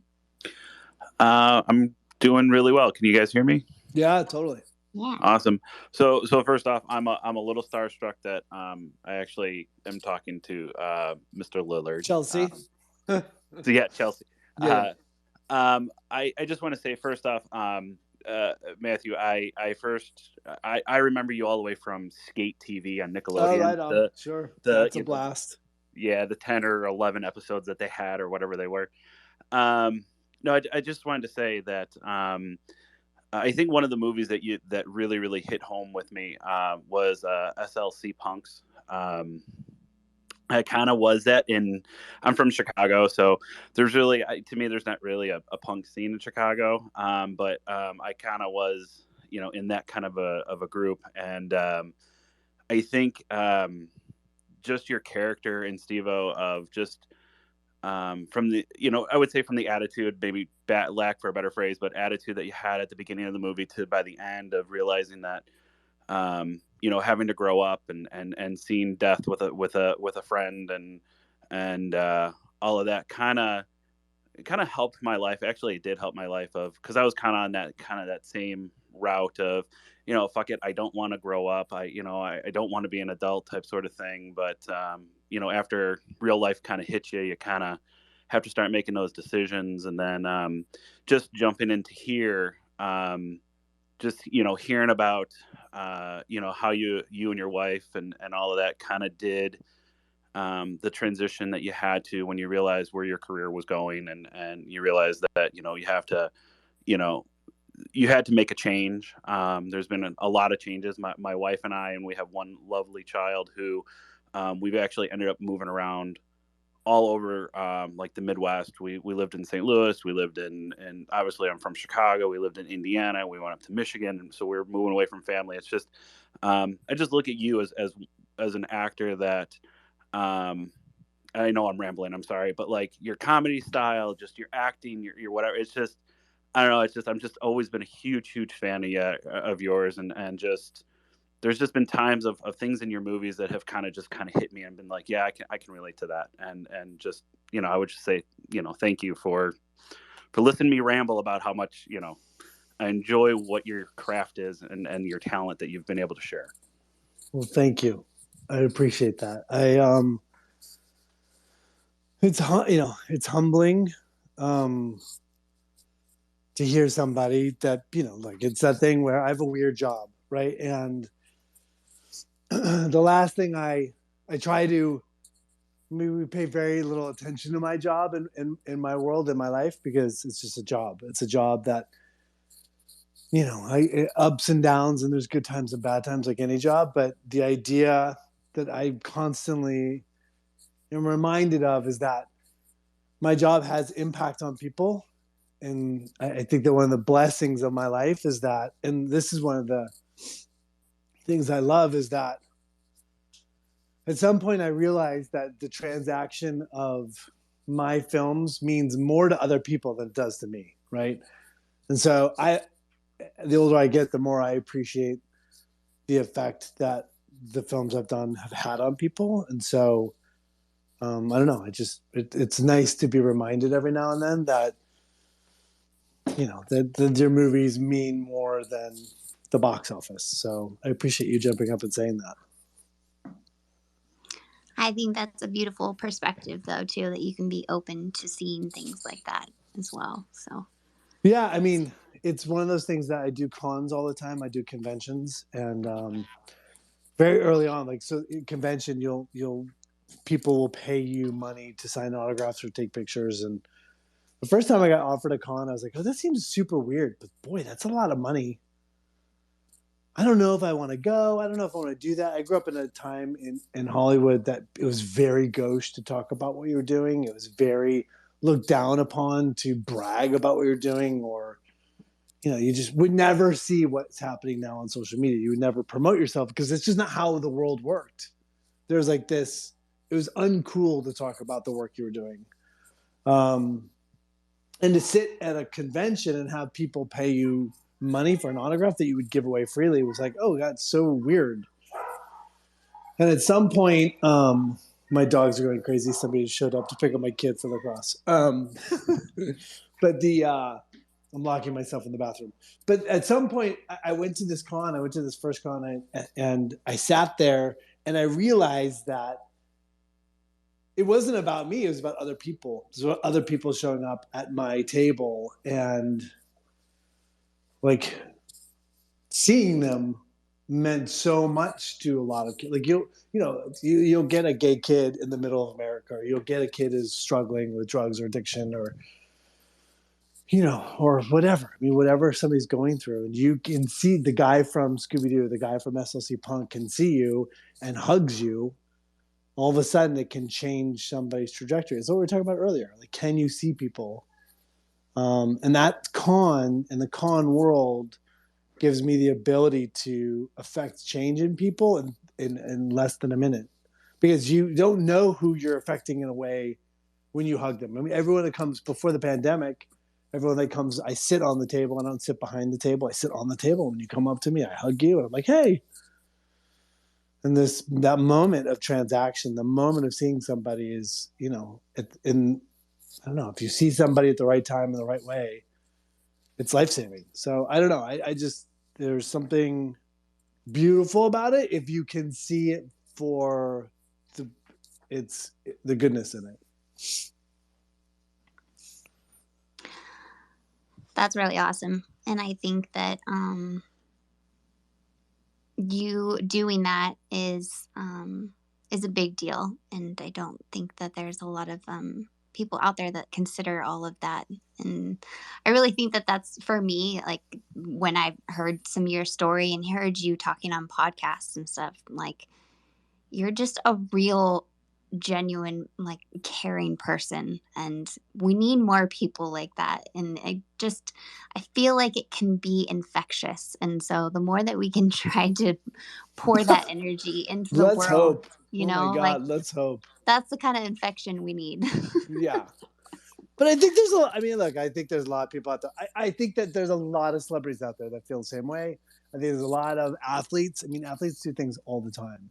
We just don't know. I mean, we have 44 people or whatever many people here now that now have a sense of it. But most of the time, like, you know, there's like legendary stories of like Chris Evans getting dressed up as Captain America and just doing Kids Make-A-Wish Foundation, or, you know, they'll like Christian Bale is a legendary Make-A-Wish Foundation. And, you know, there's no cameras, there's nobody there, but he's just bringing the goodness and joy in the world. And I think it happens a lot. But today I'm talking about it. And, you know, that's just, I do think it does. I'll say this. In 30 years in this industry, there are 3 people I'll talk bad about. And I'll only talk bad about them if you ask me about them. Or if they come up like you're going to work with them, I would say something. But other than that, like, people are lovely. People in this industry are lovely. Mostly people in the world are beautiful. Just sometimes we get trolls. Sometimes. That's so true. Sometimes we get trolls. Yes. Are you guys watching a movie tonight? Are you guys watching a movie tonight? Yeah, we're watching. Actually, I suggested this one, so I'm super excited. We're watching Scooby-Doo. Thank you so much. No, I actually did for the last one. I said Scooby-Doo, and I'm pretty sure you were the one that turned it down. No, I said hell no. Hell to the no. No, what are you guys watching? Ferris Bueller. Oh, great movie. Yeah. Great movie. Yeah. So let's go to OG real quick. What's up, OG? OG. Yo. My man. OG in the My house. man. Let's go. Yeah, I'm the community manager over there at MMC. I just wanted to pop up real quick and tell everyone how much I appreciated this conversation. I wanted to thank all you guys for sharing so much, because I know you're up here and you can't hear everybody down there listening, but all that meant a lot to us. And it takes a lot to share your life stories and your deepest feelings and all that. And right now, with everything going on with Russia, I mean, there's a lot of people stressing out, and it's a tough time. And, you know, there's a lot of mental health to be considered. And I think this was definitely a needed conversation to have, for sure. And conversations like these need to happen more often, for sure. So thank you to all of you for that. That was great. This was probably one of my favorite spaces that we've ever done. My wife has big problems with depression, especially after getting COVID like a year ago. So, you know, I totally relate to this whole thing. And it's a daily struggle, you know. It's definitely not easy, you know.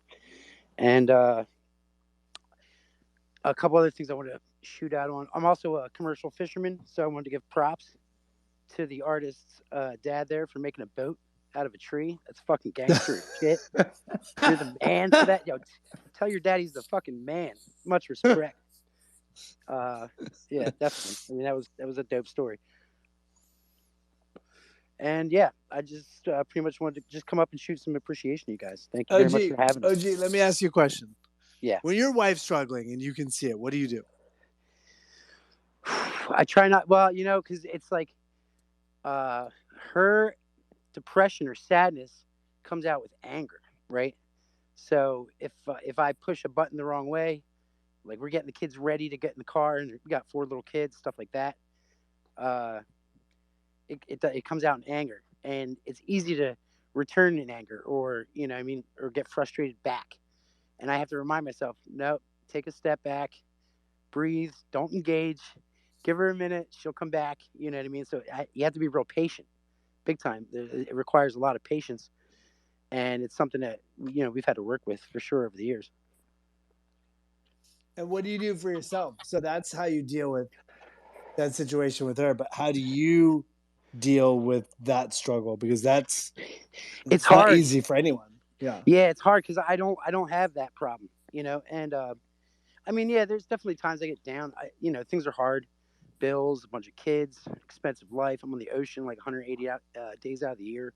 So yeah, I mean, I get sad. I miss my kids, things like that. But I'm generally like a real upbeat, happy, let's fucking go kind of person. So for me, it was hard to relate uh, over the years, you know. But the thing I've done that's helped me is to try to just step back out of my own headspace and say, hey, imagine if that was you. Imagine if you had to feel that way every day, you know, and having those long talks with her, trying to get into her headspace. And it's helped a lot, you know, in therapy, counseling, things like that, you know, for sure. I have a question, OG, because I feel like I can relate a lot. But I was a Navy wife, and I had 3 kids at home, and I was on my own a lot of the time. So I feel like part of my struggle was like not feeling like I had that identity, and so I'm just curious if that's something that like she have something that she's passionate about, that she has the time that she can take for herself? Because I had 3 young kids, and they were close in age. Like I can't imagine 4. Like that's a lot Yeah. of freaking work. So No, actually, it's a very similar circumstance right there because, like, yeah, we had 4 kids in just under 6 years.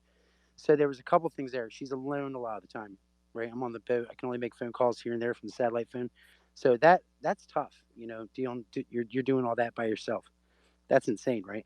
But then also, you have all those kids, and then when you stop having kids too, your hormones are like out of whack, right? Because definitely it got worse when we stopped having kids. I noticed, um, and because there's just a chemical kind of balance there, where I think sort of like a postpartum kind of deal going on, you know, for a long time, that she was really struggling with her body, her hormones just wanted to have kids, and we weren't having them, and you know, there was a lot of depression from that too, I think. So yeah, it's definitely a similar story there. So I'm sure you could relate. Yeah. well, I would say definitely if she can find a way to find something that she's passionate about. And for me, like I dove into yoga and started eating healthier, and those were things that were like not only mentally helping me feel better and feel like I had more of an identity and something for myself, but also like it is like it was physically helping me. It was like Yeah. helping with my hormones because I was eating better, and it was like helping, just learning breathing techniques helped me as a mom, just when I was having those moments of just like pure frustration, like I was gonna, like my head was gonna explode really, and then I would just practice like breathing for a second and taking a moment to myself so that I can come back and like really be the mom that I need to be at the moment. You know what I mean? But that's what I would just encourage, whatever that looks like for her. Maybe she's like super active and likes to like run or lift weights or something. That's something that's for her that feels good to her is gonna be helpful, because moms need that, and we No, don't. you hit it Sometimes right we on the need head. a reminder to be like, hey, take some time for yourself. And Yeah. then, and then I'll be like, oh yeah, I should do that, huh? No, yeah, 1,000%. Actually, those are some of the main things that have helped her a lot. Is the exercising, eating better, things like that, and then throwing herself into hobbies and stuff. It was another thing. Like she had like a degree in psychology and philosophy and stuff. I'm just this guy that works on boats and vests and stuff. And she kept seeing me as being like the successful one, the one making all the money. And then she felt like, she's more than just a mom. And so even though that was the hardest job, I was like, are you kidding me? I can't even do half the shit you do. This calendar is just full of words. Every day is like fucking 10 different things going on. But to her, like, she didn't feel validated, I guess, and so she started throwing herself into like doing like a clothing line and, all kinds of different things, and that definitely helped her too, like having her own thing other than just the kids. So yeah, but no, she's been getting better. So it's been all right. Yeah. Nice. Oh yeah, I also had I can relate to you as being a homecoming king. You would think, hey, that guy must have it all, right? But you do get a lot of hate for that. It's bullshit. It's bullshit. Oh, gee, you're hilarious. I will say try. this. I know I see OG's here. My partner Bill, Wordy's out there. Serial Crisis. We've got our whole mod team here. We are nothing without our community. Bill, my partner, who's on the Midnite movie NFT, is like just been an amazing leader in our Discord, and we're building something super cool. And so I will say we are nothing without them. Bill and I are constantly talking about how lucky we are to have these OG and Crisis and Serial. So and Blue, it's and Blue, yeah, but Blue's not here. But Blue is unbelievable. So I just want to say that we constantly marvel at how blessed we are to have this group of people working with us to help build something super cool that we're proud of. So yeah, we're like a family for sure. And then all the people that are there every day, Wham Bams, everybody, Allie, everybody that's there, it really has been actually, like for sure, yeah. No, we have a bunch of people yeah. out there in the and I'm just cruising through it now. So oh yeah, you thank couldn't you. Even name them all. And they're amazing people. I appreciate everybody that's there every day, interacting. And we have a lot of fun in there as well. Maybe too much sometimes. Yeah, you guys seem to have a lot of fun, and I feel like you have some friends that come over to our space a lot too. And you guys are so welcoming to alphas. Every time alphas pop in there, you guys are like, "Hey, alphas!" Oh, you guys are amazing. You're what an NFT should be, really. I mean, in my eyes, That's awesome. I'm in a lot of Discords, like hundreds of Discords, and I mean, it's just floor. It just gets fucking grind floor. It really does get annoying after a while. It's like, yeah, but you guys got like this whole family atmosphere going on over there too. That's I think why we have a special place in our heart for you guys. Yeah. Amen. I appreciate that. Yeah, no doubt. Oh, awesome. Thank you for being here. Appreciate you sharing, and glad that you're enjoying the space today. And feels like we should do this again sometime soon, for sure. Definitely. Well, we're going to do the parent one for sure. Yes. Yeah, we can maybe help each other on some things. I'd love to dive into more of that. I like it. But I want to get to our last two speakers, and then we got to close up because we're going to go watch a movie in Discord. Nice. So I think we had Allie up here. What's up, Allie? Hi. Hey. How are you guys? Good, thanks. First of all, yes, it's me from MMC, by the way. I figured as much. How are you? I'm okay. How are you? I just wanted to say, really, I love the spaces. The stories are beautiful. I'm so thankful for them. I relate to some part of them. I also just wanted to say to Matthew, I started following you recently, and you're just such a great person, so personable, and just grateful for your existence. It sounds so cheesy.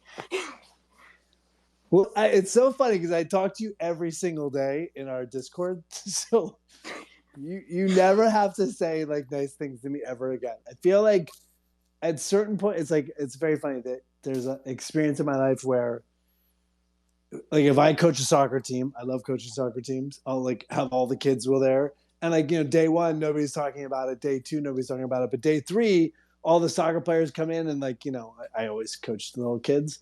And they're like, "Are you Shaggy? Are you Shaggy?" I'm like, "Yep, I am. I'm Shaggy. I'm Shaggy. Yep, I'm Shaggy. Yep. All right, let's go. Run laps."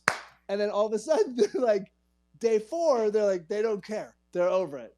And so, Allie, I like our relationship, and I like telling you to go to school and focus in school. But at some point here, you're gonna care. You're not gonna care a lick that I'm in movies, and we're just gonna be friends. We're gonna get over the whole "I'm glad you're alive" moment because. No, I agree. It's not even because you're famous or because you have a platform. It's just you're such I just can sense you're a genuine person. I just found so much comfort in it, and that's why I get so scared sometimes. That's really what it is. Okay. So. Well, I appreciate that, and you never have to be scared at this point in our relationship. You never have to be scared. That's what I mean. No, I get that. All right, good. Well, thank you for saying that. I appreciate you. I mean every single word. I appreciate you. Thank you, love. Okay. You're awesome. Okay. Bye, Oh, Allie. gosh, so fun. I'll talk to you later in Discord. Will you? I'm kidding. Oh, hello, Allie. I love you too. Oh, and I just wanted to say, like, I really related to your story too, because like my mom died of cancer, and it was actually like 8 years ago, and like just hearing like the journey about that really, like. Oh, I'm sorry. I'm sorry you lost your mom. That's really hard. Brutal. I can't even imagine. Both my parents had cancer, and they both pulled out of it. But my mom, she did the holistic thing, and she easily could have been taken by the cancer, because her doctors are like, "What are you doing right now? You need to have chemo and surgery." And Yeah. she just went about it her own way, and thankfully it all worked. But cancer sucks and it's scary. But yeah, I appreciate you sharing that, and we should be talking about these things, and sharing these stories. So yeah, but please I'm come sorry, back, kiddo. Allie. Yeah. I do spaces all throughout the week.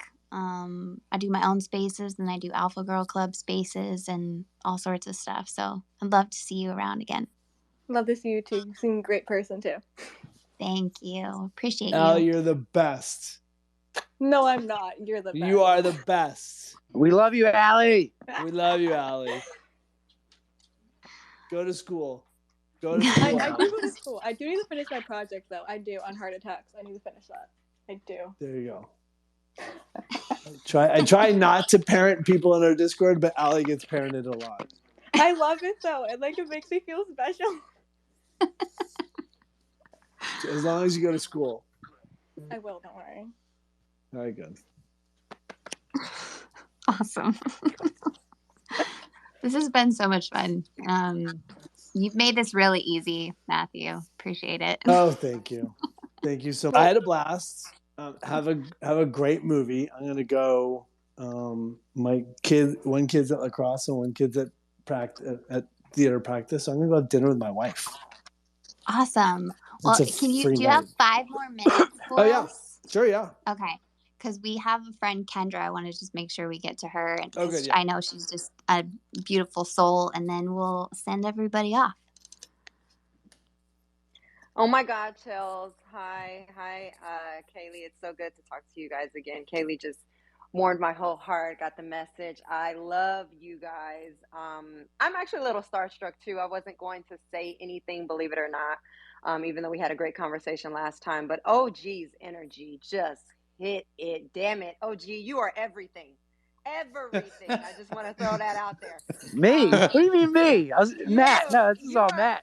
Everything. No, I'm going to get to Matt. But you, sir, are everything. And I just wanted, I couldn't help it. I was just like, oh my God, I had to push request. I could not. But you got to come up, right? Come on up and talk. I'm telling you, go. Matthew, I know you got to eat dinner with your wife, and my husband will be walking in the door at any moment. But dude, you are everything I knew you were when I first laid eyes on you in 1996 on Scream. Like, you were the reason why I watched Scream 100 times a day. Like, you have no idea. Like, that is the coolest dude ever. And whoever he is, I bet you he's like that in real life. Like, honestly. He is like that all the fucking time. It's crazy. I know. And I'm sitting here and I'm listening, and my God, you're first of all, your spirit and is everything.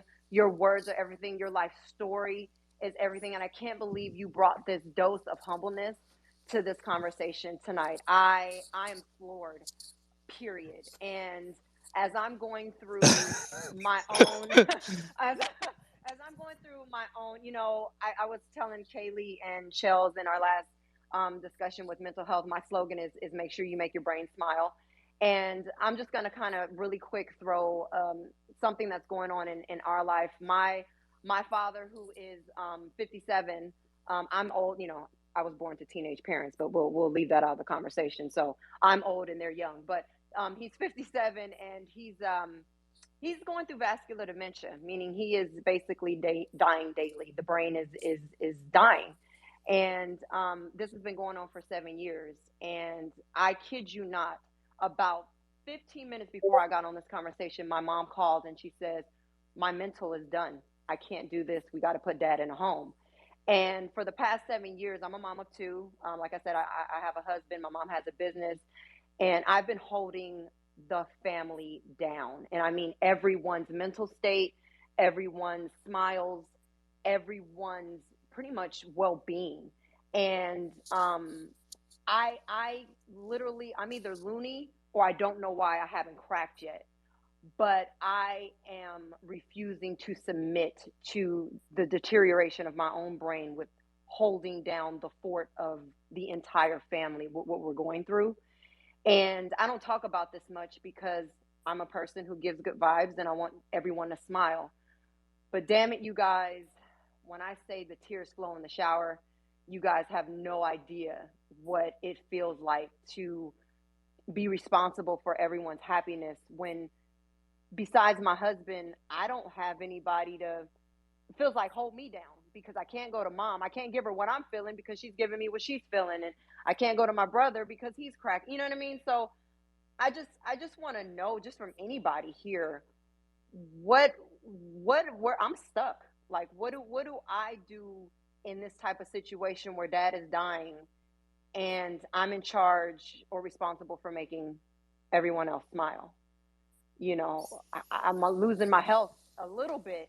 Yeah. But I'm trying not to submit. You know what I mean? Yeah. No, listen. So my dad has dementia. Okay. So my dad's dying in front of my eyes. Mm-hmm. It's the hardest shit, man. Hardest shit. so I 100%, I feel you. Yeah. And I know exactly where you're at. Not exactly, because we're on our own journeys. And right. It's crazy because you can put it away, right? You'll compartmentalize. You'll get through you won't think about it. And then you'll like get with your mom and you'll get with dad. My experience, at least, is that I can be on point. I can be there. I can be fine. And then I can walk out and fall on the ground and lose my mind. That's it. And he's so young. I don't think there is no rule book. Yeah. There's no rule book. And so, and I think that there's no. You have to know, like, it's survival. It's just survival.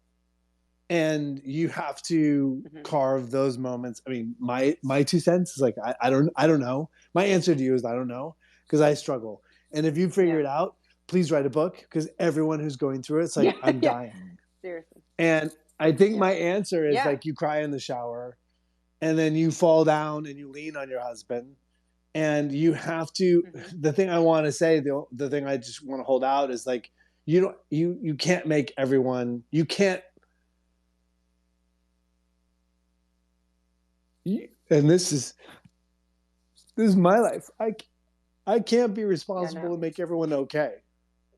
Right? You can't make everyone okay, because everyone's going to suffer.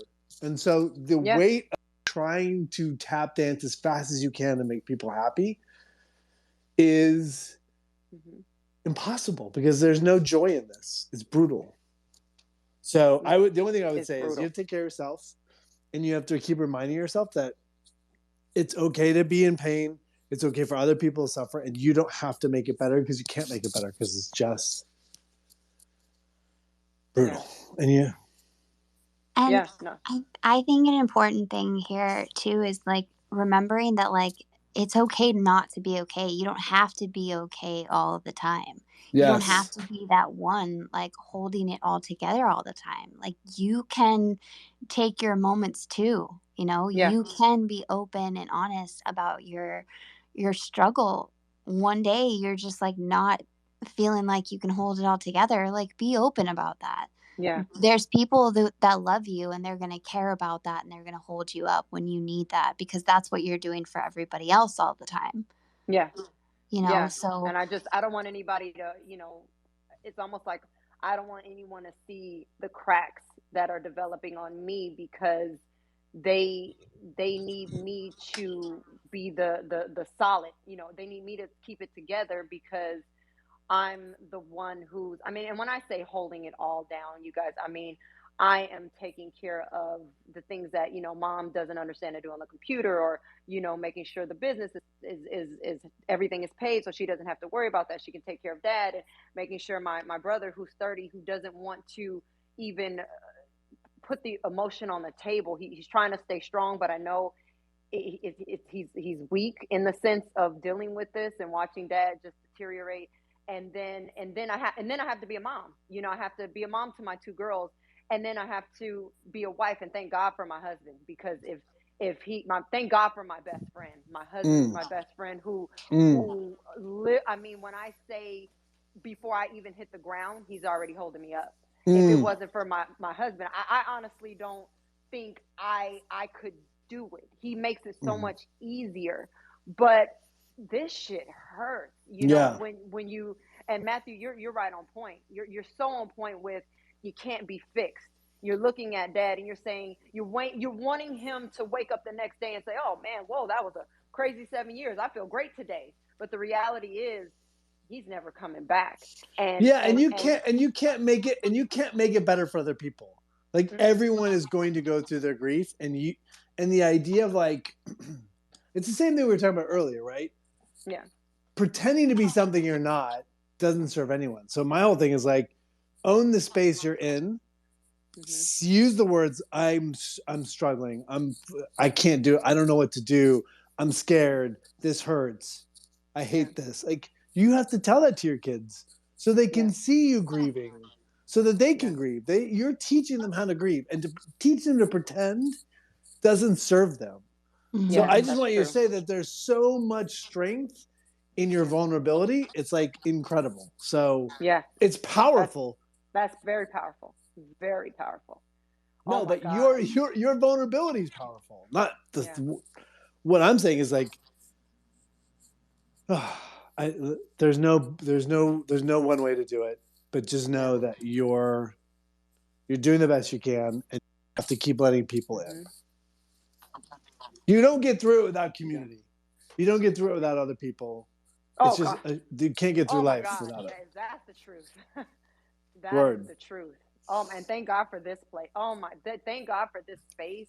Everyone here. This is everything. Chels and Kaylee. I don't know if you guys know like the power behind this, and I know this is great, but just know that this is the most powerful space that you can provide for people to just lay it out, just to lay it out, and then have a good night's sleep. And that's a simple, that's a simple way of doing it. But just to put it out there. Oh God, like I was sweating before I pressed, talk, because I was like, oh God, I'm going to talk to Matthew. And now just letting it out, like NOG, prom king. Like, he's a prom king. Yeah, he's a prom king, and I'm sitting here, I'm like, oh my God, my body odor probably is just dying because I'm over here sweating. But I kid you not, laying it out on the table, I feel a sense of peace and just calmness, and now I'm not sweating, and it felt good just to say that shit, just to say it. You know what I mean? I can figure out the right. Just to say it felt good. But that's the thing. There's like that power behind letting that out. So let that out to the people who are around you, who are your support system already. I think that's really important. You already have so much gratitude for them. It seems like that you have a great foundation with the people who are there for you, but like you can't fully be connected and like in it as a team if you're not like also allowing them to lift you up in those ways and be vulnerable in those ways. For sure. Yes. For sure. Yes. So that is absolutely chill. That's on point. That's on point. I love you, girl. You're awesome. I love you too, We're Chill. new friends, but you're incredible, and it's not an easy thing you're going through at all. So don't even for 1 second think that like I have to have a solution for this, because there is no solution. It's you just do it. You take a day by day, step by step, like moment by moment. And I'm it's fighting a struggle. I'm fighting against my Virgo trait. I'm a Virgo, so Virgo. yeah, I'm a Virgo. So Me too. One of our traits is perfectionist, and it's a blessing and a curse, and that's something that we have to fight against constantly. Where I'm trying to make everything's perfect, but then the reality is nothing's perfect. It's like I it's say like I'm a recovering perfectionist. There you go. Okay, we are in recovery. We're in We will be in recovery together. Yes, for sure. And I, you know what? I realized things weren't perfect when I had kids. Because damn it, nothing. Kids, no matter nothing what will you do, humble you more. Yep. Nothing. I can have the kitchen perfect, and before I know it, there's a cup somewhere that I didn't put in the So my Virgo mind would go crazy. But once I had kids, and my oldest will be 13 years old this year, so it's been a long time of non-perfectness in this house. Yeah. Of things going on. So I feel you there for sure. I thank you guys so much. Matthew, you're awesome. Thank you. Much love. I pray for you and your family. Much love. love to you too. Thank you guys. Yeah. Thank that you, was Kendra. a good one. That was a good one to go out on. That was strong. Yeah, so good. Have to go strong before we close out, right? For sure. Thanks, guys. Thank you. Well, Matthew, this has been so much fun, and I'm glad we got you here. 3 reasons why. Why what? 3 reasons why it was good.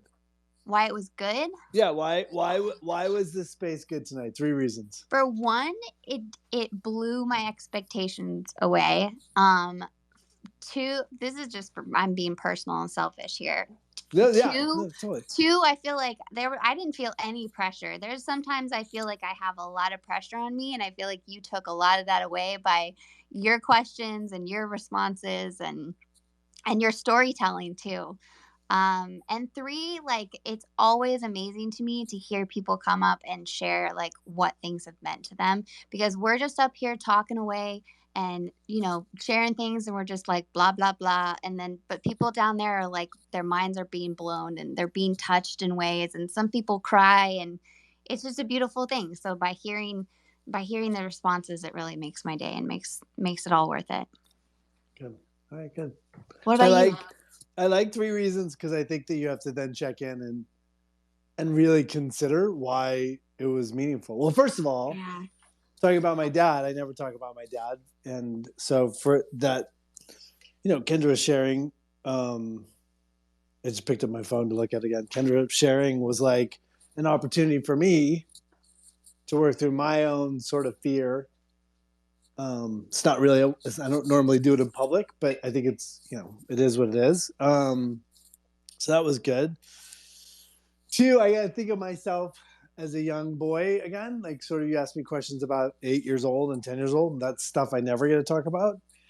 One of the things I worry about is I think, we only have a collection of stories. And so sometimes I worry that, does anyone really care about a story I've told before? So it was nice to sort of dig into a place I haven't been in a while. And then the third thing was, I just like our fellowship. I like the fact that you said yes and to me asking you questions in your space. So, I get scared to talk about mental health because, like I said, I've lost a bunch of people to suicide. And so every time it gets around mental health, I get scared because I just want people to be loved, feel loved, and seek the help that they desperately need sometimes. And so I was like, oh God, just don't be up here thinking that I can solve anything.